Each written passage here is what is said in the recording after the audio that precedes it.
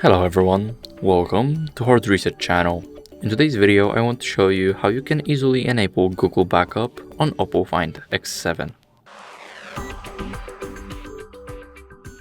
So first, click on Settings, then scroll down until you see System and Update.